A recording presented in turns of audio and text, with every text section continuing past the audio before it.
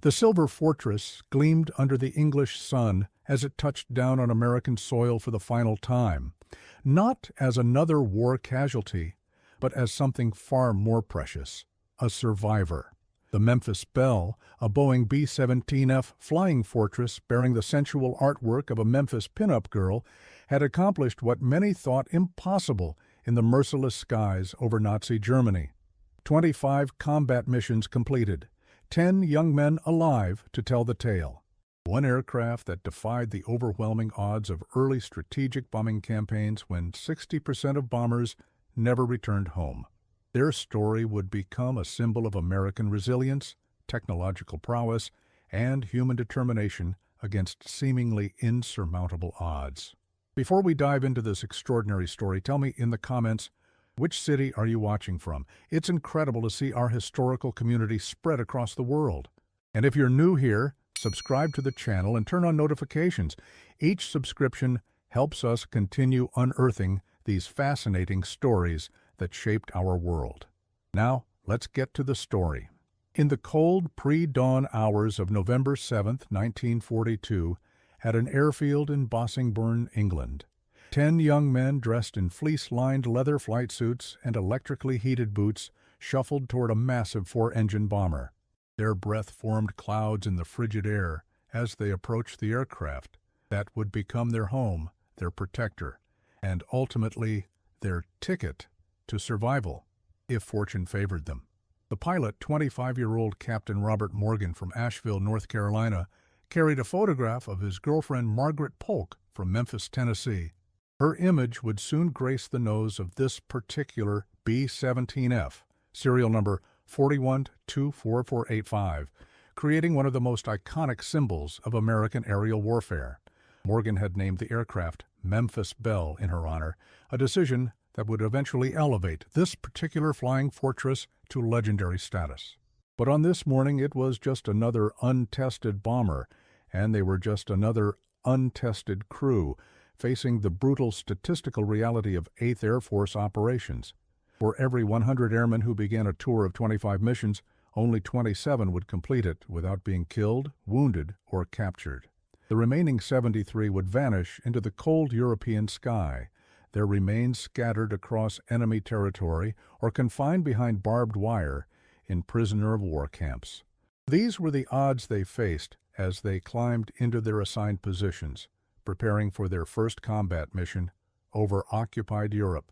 The early bombing campaign against Nazi Germany represented one of the most perilous military assignments of World War II. When the Memphis Belle began operations in late 1942, the 8th Air Force's casualties were staggering. For these airmen, survival wasn't measured in years or months, but in missions. The arbitrary number of 25 combat sorties had been established as a complete tour, after which crews could return home. But this milestone seemed nearly unreachable. Crews calculated their odds with grim mathematics. Each mission carried roughly a 4% chance of death and an additional 3% chance of being wounded or taken prisoner. Compounded across 25 missions, surviving unscathed was a statistical improbability. The Memphis Belle's pilot later recalled, "Every time we went up, someone didn't come back. We just hoped and prayed it wouldn't be us." The psychological weight was crushing. Bomber crews lived in a strange limbo, occupying comfortable quarters on English bases, but facing near certain death with each mission. They ate eggs and bacon for breakfast, then soared into hostile skies where temperatures dropped to 60 degrees below zero, and German fighters swarmed like hornets around a formation. Their lives existed in this surreal pendulum swing between normalcy and terror. At 25,000 feet, combat was fought in a strange, silent world of vapor trails, black flak bursts, and the distant spark of tracers from enemy fighters. The bomber's aluminum skin, just millimeters thick, was their only protection against an environment that would kill them in minutes if exposed, either from the sub-zero temperatures and lack of oxygen at altitude or from the hail of German bullets and shell fragments.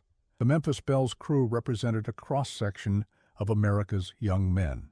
Besides Captain Morgan, there was co-pilot Jim Varinas from New Haven, Connecticut, Navigator Charles Layton from East Lansing, Michigan, Bombardier Vincent Evans from Fort Worth, Texas, Flight Engineer Harold Luck from Green Bay, Wisconsin, Radio Operator Robert Hansen from Walla Walla, Washington, Waist Gunners Casimir Nastall from Detroit, and Clarence Winchell from Oak Park, Illinois, Ball Turret Gunner Cecil Scott from Altoona, Pennsylvania, and Tail Gunner John Quinlan from Yonkers, New York. Their average age was barely 22. None had ever left American shores before the war, and now they found themselves flying 4-engine bombers into the heart of Hitler's Europe. They became a tight-knit unit through shared danger and the intimate confines of high-altitude warfare. Each mission forged bonds stronger than those formed in peacetime years. We weren't just a crew, Morgan later reflected. We were brothers. The cramped compartments of the B-17 created a world where they depended entirely on one another. If the pilot faltered, all would die. If a gunner missed an approaching fighter, all would die. If the navigator lost their position over featureless clouds, they might run out of fuel over the North Sea. This interdependence fostered a unique camaraderie. They learned each other's strengths and weaknesses, fears and hopes. They knew who snored in their sleep, who kept pictures of sweethearts back home, who prayed before missions, and who pretended not to. The Memphis Belle's first mission on November 7, 1942, targeted submarine pens at Brest, France. It was a relatively mild introduction to combat, but still fraught with danger. Anti-aircraft fire, called flak by the airmen, burst around them in deadly black puffs as they approached the target. German fighters made occasional passes at the bomber formation. The Belle returned with minor damage, a few flak holes in the aluminum skin, easily patched by ground crews. But the psychological impact on the crew was profound. They had faced the enemy and survived. 1 mission down, 24 to go. The arithmetic was simple, but devastating. Each mission carried its own unique terrors. Some targets were defended by intense concentrations of anti-aircraft guns, creating virtual walls of exploding metal through which the bombers had to fly. Other missions faced relentless fighter attacks, with German Messerschmitts and Focke-Wulfs slashing through their formations. Weather claimed its own toll, with bomber crews sometimes becoming lost in impenetrable cloud formations or encased in deadly ice that increased weight and decreased lift. Each subsequent sortie exposed them to increasingly dangerous targets as the bombing campaign progressed deeper into German territory. Bremen, Wilhelmshaven, Saint-Nazaire, Lorient, Antwerp. The list of targets grew, as did their experience. By their 5th mission, they were considered veterans. By their 10th, they were old hands in a war where most crews never reached that milestone. Life between missions settled into an anxious routine. The men played cards, wrote letters home, and tried to ignore the empty bunks that appeared with alarming frequency in their barracks. British pubs in nearby Cambridge became havens of temporary escape. The Belle's crew developed superstitions and rituals that they believed enhanced their chances of survival. Morgan always carried his lucky coin and a piece of Margaret's dress. Quinlan, the tail gunner, refused to wash his lucky socks. Bombardier Evans always vomited before a mission, not from fear, he insisted, but as a good luck ritual. They named their planes machine guns after girlfriends and wives back home. The top turret guns were Katie and Barbara, while the terrible 50 calibers in the tail were Lulu and Faith. Each man carried personal talismans, religious medals, rabbit's feet, photographs of loved ones. The Memphis Belle itself became their collective talisman, developing a reputation as a lucky ship as it returned from mission after mission when others didn't. Ground crews took special pride in maintaining her, believing their meticulous work contributed to her survival. Mechanics would spend hours checking and rechecking systems, sometimes working through freezing nights to ensure everything functioned perfectly. These men on the ground developed their own superstitions about the aircraft, never sitting in the pilot's seat, never changing the placement of certain tools, maintaining specific sequences when servicing the engines. The Memphis Belle became more than metal and wires. She acquired an almost mythical status as she accumulated missions without losing a crew member. The bomber's most harrowing experience came during a raid on the German port of Wilhelmshaven on February 26, 1943. Enemy fighters swarmed the formation, and the Belle was singled out for concentrated attacks. A Focke-Wulf 190 fighter ripped through their formation, its 20mm cannons blazing. The Belle shuddered as bullets tore through her fuselage. The plexiglass nose where Bombardier Evans sat was shattered. The oxygen system was damaged. At 25,000 feet, hypoxia would kill a man within minutes without supplemental oxygen. Radio operator Hansen was wounded by shrapnel. Another fighter attack damaged one engine, which began trailing smoke. Morgan and Varinas fought to keep the crippled bomber in formation, knowing that stragglers were quickly picked off by enemy fighters. Through it all, the crew maintained disciplined fire from their defensive positions. Tail gunner Quinlan claimed a German fighter shot down. Ball turret gunner Scott, suspended in his glass bubble beneath the aircraft, accounted for another. The Belle limped home with over 20 holes in her airframe, landing on 3 engines with critically low fuel. Ground crews worked through the night to repair the damage, patching holes, replacing the shattered nose plexiglass, and overhauling the damaged engine. 2 days later, she was airborne again for another mission. This resilience became characteristic of both the aircraft and her crew, damaged but not defeated, patched up and returned to battle. Each successful return reinforced their growing reputation for durability and luck. Other crews began to request positions near the Memphis Belle, in formation, believing her presence might extend their own chances for survival. The physical environment inside a B-17 during combat was almost unimaginably hostile. At altitudes above 25,000 feet, temperatures frequently plunged below 50 degrees Fahrenheit.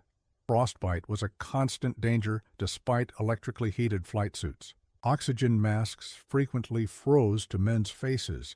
The aircraft was unpressurized, requiring oxygen masks above 10,000 feet. Communications between crew members occurred through an intercom system that frequently malfunctioned, leaving men isolated in their positions. The noise was deafening. 4 1,200 horsepower Wright Cyclone engines roaring constantly, punctuated by the hammering of machine guns and the concussion of nearby flak bursts. Waist gunners stood for hours in freezing hurricane-force winds that blasted through the open gun ports.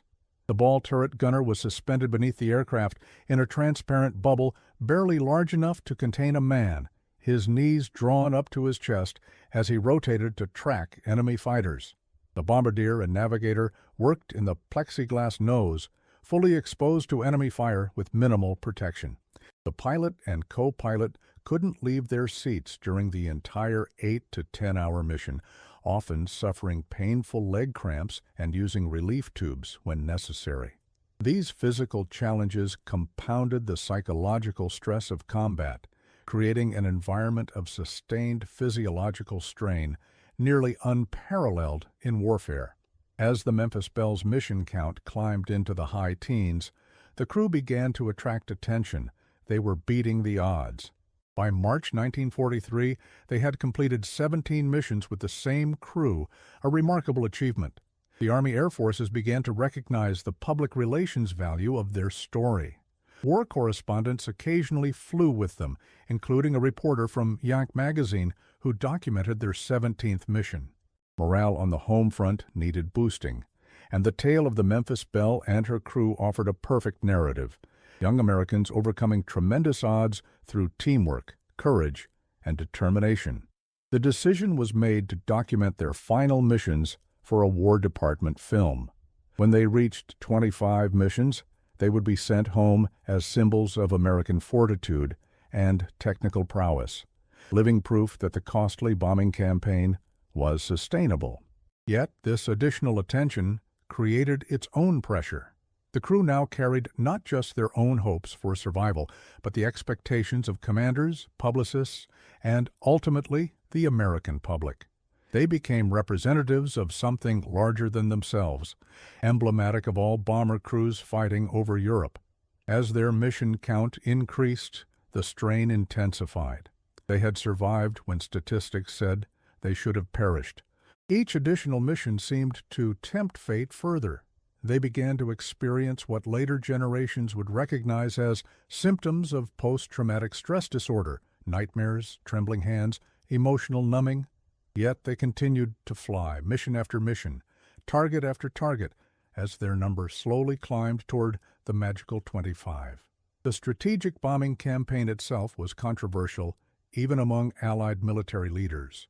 The British, who had suffered devastating losses in daylight bombing raids early in the war, had switched to night bombing, less accurate but offering better survival rates. American commanders insisted on daylight precision bombing, believing that specific military and industrial targets could be destroyed with acceptable losses. The reality proved far more costly than anticipated. The early months of American bombing operations saw horrific casualty rates. In some raids, more than 25% of the attacking force failed to return.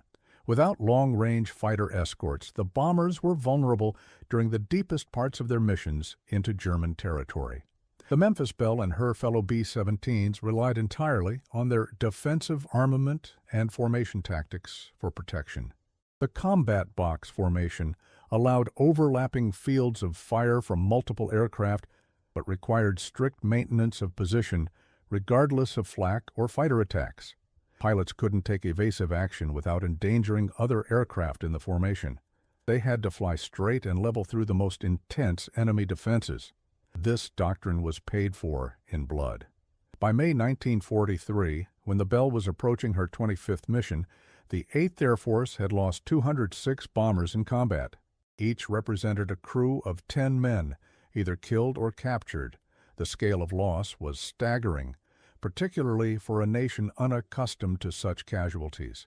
Yet the bombing campaign continued, driven by the strategic belief that Germany's industrial capacity and will to fight could be broken from the air. Lieutenant Colonel William Wyler, the famed Hollywood director who had put his civilian career on hold to serve in the Army Air Forces, arrived at Bassingbourn with a film crew in early May 1943. By this time, the Belle had completed 21 missions. Wyler and his team would film the final 4, flying aboard the Belle and other aircraft in the formation to capture combat footage. The presence of the cameras added pressure to an already stress-filled environment. The crew now carried not just their own hopes for survival, but the symbolic weight of thousands of airmen and millions of Americans watching from afar. Morgan later recalled the strange duality of being both warriors and unwilling celebrities. We were just doing our jobs like everyone else. We weren't special. We were just lucky. Wyler, already an accomplished filmmaker with multiple Academy Award nominations, understood the power of documentary footage to shape public perception. He and his cameraman took extraordinary risks, flying combat missions to capture authentic footage of aerial warfare. His commitment to realism meant exposing himself and his crew to the same dangers faced by the men they were documenting. One of Wyler's cameramen, Harold Tannenbaum, was killed when the bomber he was filming in was shot down. This tragic loss underscored the reality behind the film they were creating. This was not a Hollywood production with special effects and stunt doubles, but actual combat with genuine life-and-death stakes.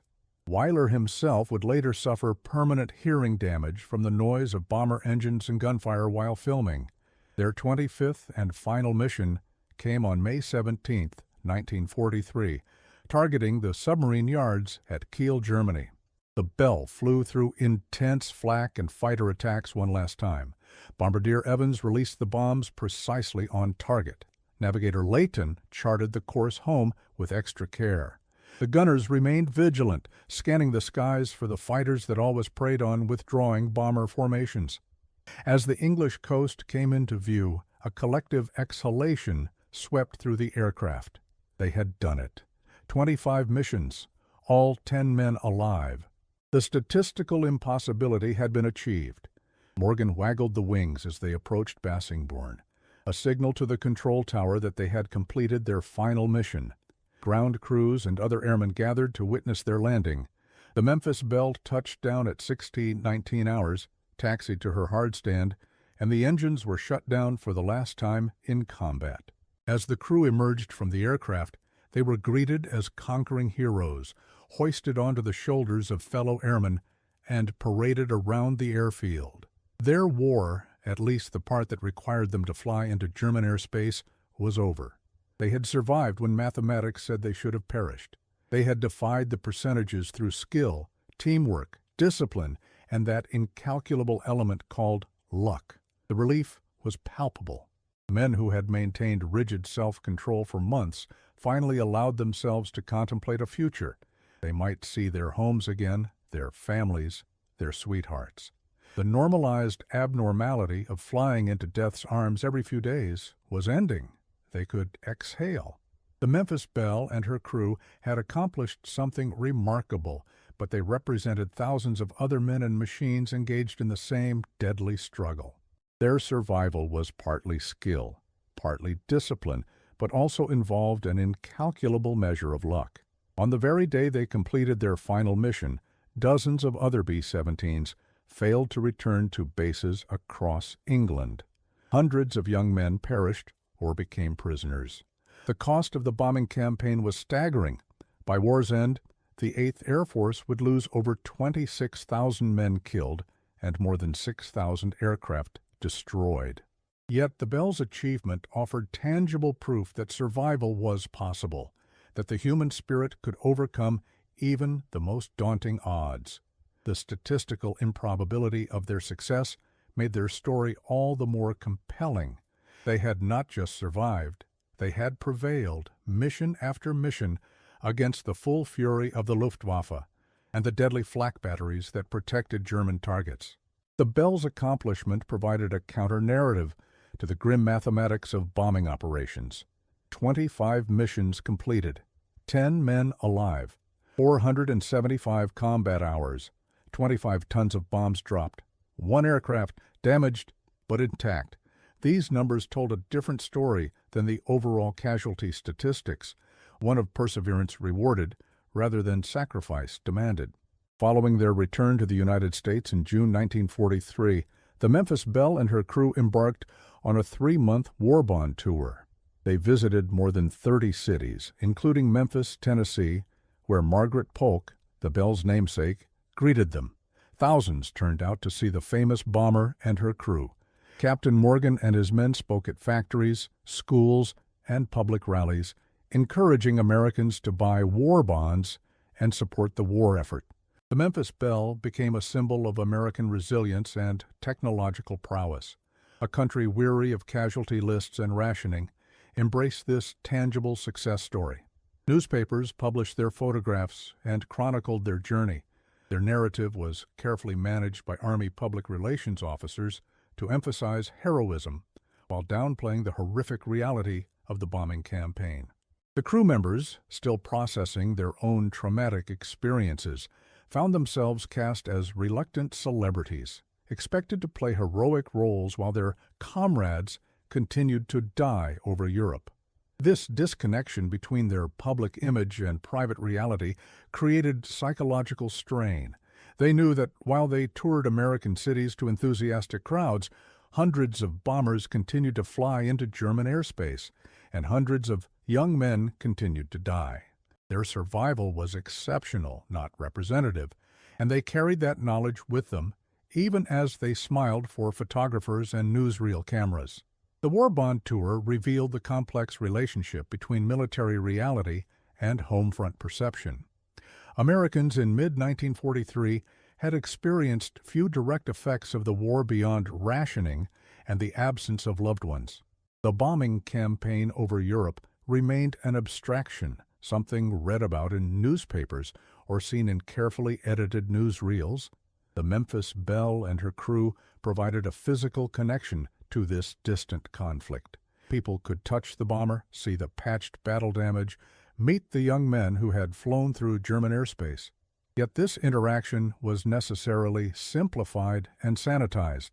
The true nature of aerial combat, the fear, the noise, the smell of cordite, the sight of friendly aircraft disintegrating in mid-air, the knowledge that capture might mean death at the hands of angry civilians, could not be conveyed in bond rallies and newspaper interviews. The crew found themselves navigating this disconnect, serving as interpreters between the reality they had experienced and the perception the home front could accept.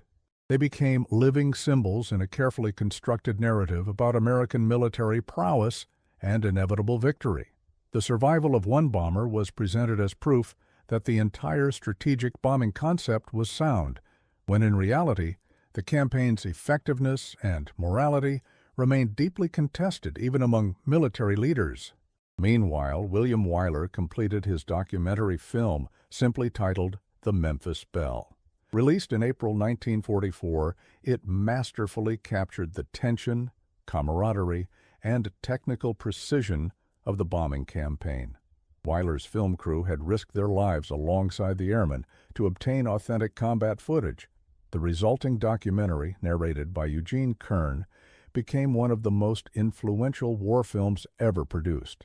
It showed Americans the reality of daylight precision bombing, both its technological sophistication and its human cost.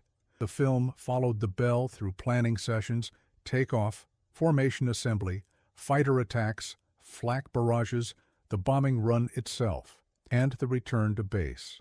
Interspersed with combat scenes were intimate portraits of crew members, humanizing these young warriors. The film deliberately avoided glamorizing combat, instead emphasizing the businesslike approach of the airmen to their deadly work. As Morgan explained in the film, "It's a job. We just want to do it well and get it over with." The documentary walked a careful line between acknowledging danger and instilling confidence. It showed American bombers damaged and under attack, but always ultimately prevailing. It presented a sanitized version of aerial warfare where parachutes bloomed from stricken aircraft and crews could be safely missing in action rather than killed. Despite these necessary concessions to wartime morale concerns, Wyler's film represented a remarkable achievement in documentary filmmaking. Its authentic combat footage and unscripted moments with the actual crew created an emotional impact that resonated with audiences. The film reinforced the Belle's status as a symbol of American determination and technological superiority. The technical specifications of the Memphis Belle highlighted American industrial capability.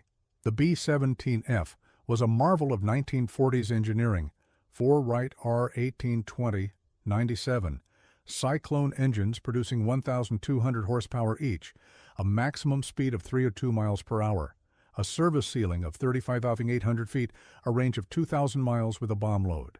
She carried 13 Browning 50 caliber machine guns for defense and could transport up to 8,000 pounds of bombs. The aircraft represented the culmination of pre-war American aviation design philosophy, which emphasized heavy defensive armament, high-altitude capability, and structural ruggedness. The Flying Fortress earned its nickname through demonstrated ability to absorb battle damage and return safely. Its defensive concept relied on mutually supporting machine gun fire from multiple positions. The famous combat box formation allowed overlapping fields of fire, creating a moving network of defensive weaponry. This approach proved costly in the early war years before long-range fighter escorts became available, but aircraft like the Memphis Belle demonstrated that the concept could succeed, albeit at tremendous human cost. The Belle's survival through 25 missions validated aspects of American aircraft design, her ability to absorb damage, the redundancy of critical systems, and the effectiveness of her defensive armament all contributed to her longevity in combat. Yet her exceptional status also highlighted the vulnerability of the overall bomber force. What made the Belle remarkable was precisely that she had survived when so many identical aircraft had not. After the war bond tour ended in August 1943, the crew members were separated and reassigned to training and administrative duties. The Memphis Belle herself was saved from the scrapyards that claimed most B-17s after the war. In July 1946, the city of Memphis acquired the famous bomber for display. It was flown to Memphis and presented to the city by the Air Force, becoming one of the first preserved historic aircraft from World War II. For decades, the Belle sat outdoors at the National Guard Armory in Memphis, slowly deteriorating from exposure to the elements. Occasional restoration efforts by well-meaning volunteers sometimes did more harm than good, as historically inaccurate parts were installed and inappropriate paint schemes applied. The iconic bomber that had survived the most hostile skies in history was now battling a different enemy: neglect and the slow decay of time. Her aluminum skin, designed to last for a few years of wartime service, now faced decades of rain, humidity, pollution, and temperature fluctuations. Paint peeled, revealing the bare metal beneath.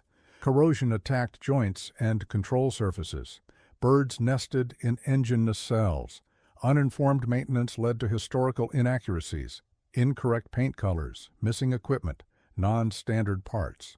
The Memphis Belle, once the pride of the 8th Air Force and symbol of American aerial prowess, slowly faded into a deteriorating relic, visited occasionally by aviation enthusiasts, but increasingly forgotten by the general public whose war bonds she had once helped to sell.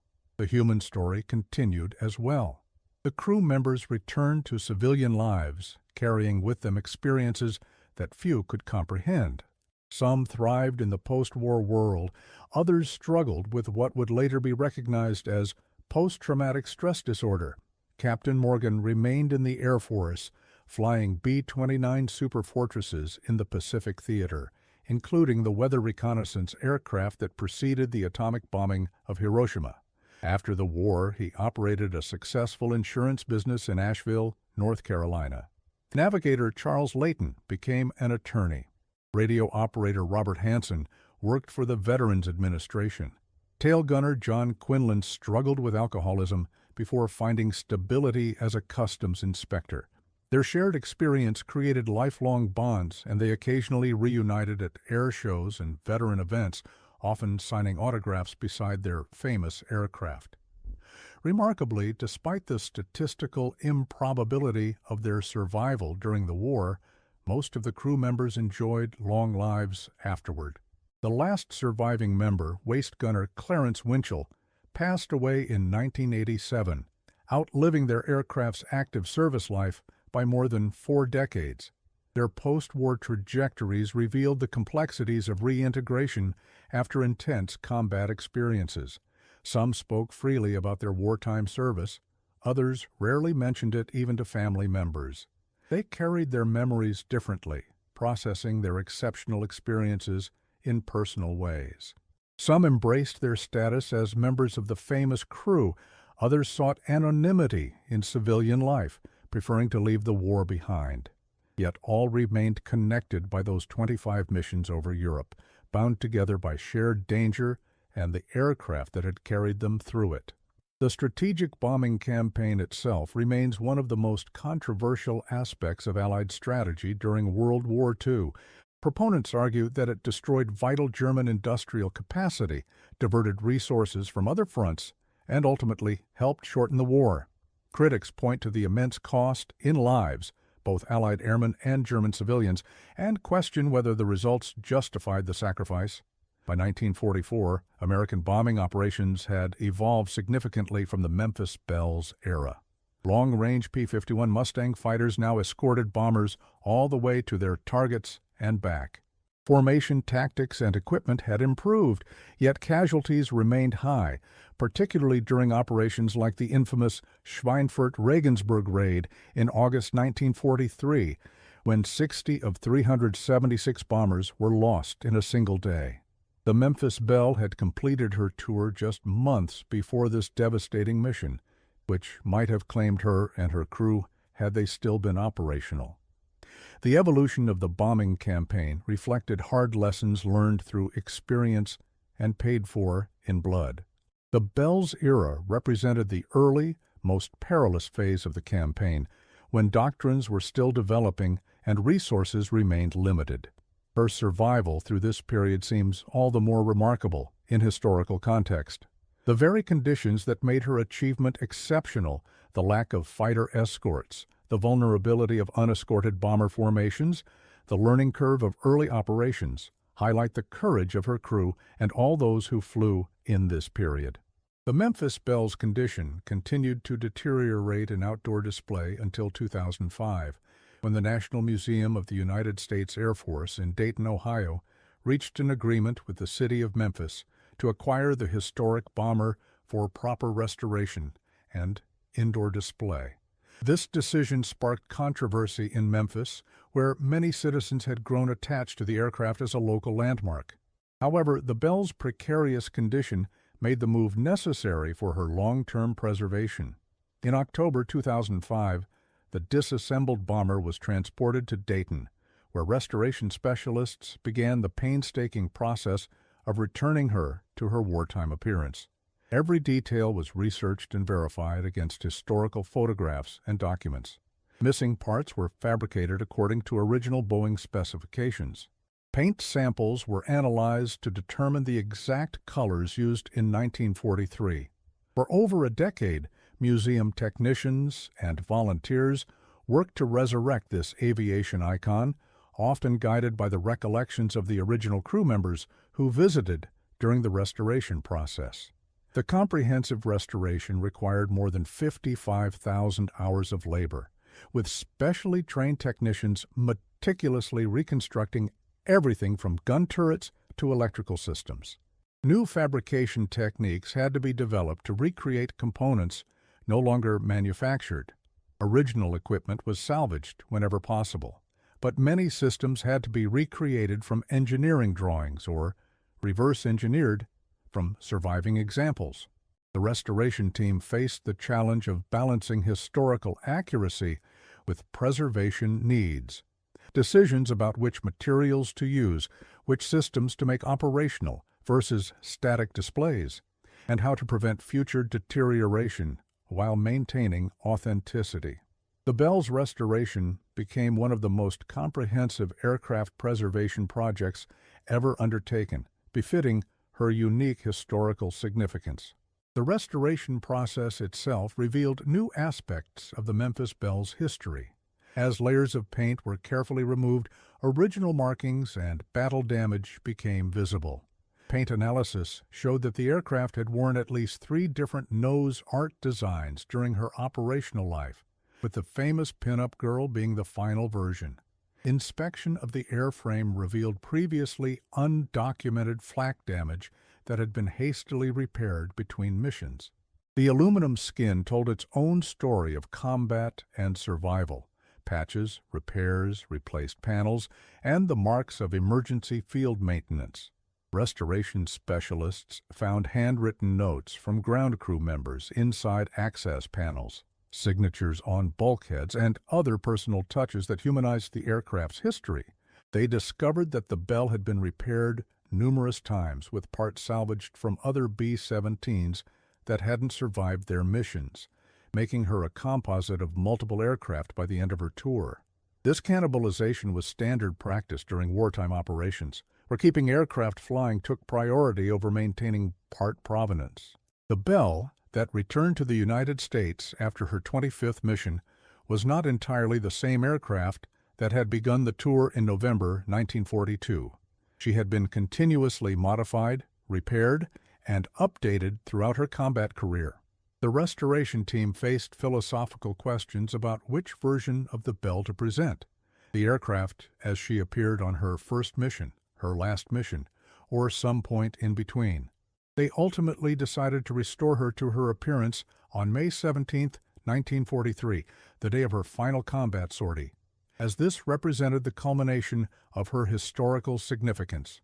On May 17, 2018, exactly 75 years after the Belle completed her final combat mission, the fully restored aircraft was unveiled at the National Museum of the United States Air Force. The decade-long restoration had returned the famous bomber to its appearance on that final mission day in 1943. Every detail was meticulously recreated, from the nose art depicting the Memphis pin-up girl to the 25 mission symbols painted beneath the pilot's window. The Belle now resides in the museum's World War II gallery, surrounded by other aircraft from the era, but occupying a place of special prominence.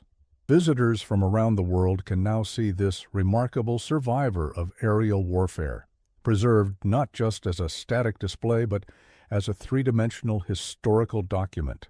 The Belle's restoration represents one of the most comprehensive aircraft preservation projects ever undertaken, befitting her unique historical significance. The unveiling ceremony included family members of the original crew, many of whom were seeing the aircraft fully restored for the first time. For these descendants, the Belle represented not just an historic aircraft, but a direct connection to fathers and grandfathers who had served aboard her. Their personal connection to the bomber highlighted the human dimension of her story. Behind the aluminum engines and guns were the experiences of 10 young men who had faced death together and survived against overwhelming odds. The restoration had preserved not just an aircraft, but the physical embodiment of their shared experience, a tangible link to their extraordinary achievement. While the physical aircraft has been preserved for future generations, the Memphis Belle's cultural impact continues to evolve. The 1990 Hollywood feature film Memphis Belle, though largely fictionalized, introduced the story to a new generation. Books, documentaries, and digital resources continue to examine the aircraft and her crew from various perspectives. Aviation enthusiasts debate technical details of her restoration. Historians analyze her strategic significance within the broader bombing campaign. But perhaps most importantly, educators use her story to help young people understand the human dimensions of World War II, the fears, hopes, and sacrifices of the generation that fought it. The Belle has become a touchstone for discussions about courage, duty, technological warfare, strategic bombing ethics, and the psychological impact of combat on young servicemen. Her story connects abstract historical concepts to tangible human experiences. The restored aircraft provides physical evidence of historical events that might otherwise seem distant and abstract to contemporary audiences. Visitors can look through the same plexiglass nose where Bombardier Vincent Evans aimed at German targets.